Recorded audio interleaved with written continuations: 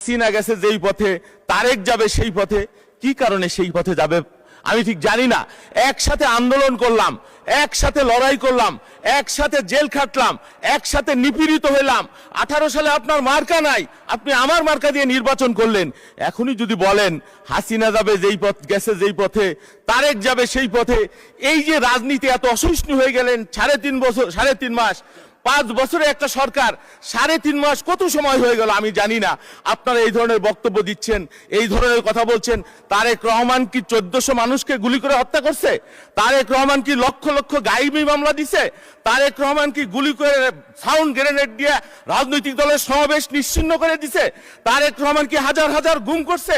তারেক রহমান কি হাজার হাজার মানুষকে অন্ধ করছে, পঙ্গু করছে, হাজার হাজার কোটি টাকা বিদেশে পাচার করছে?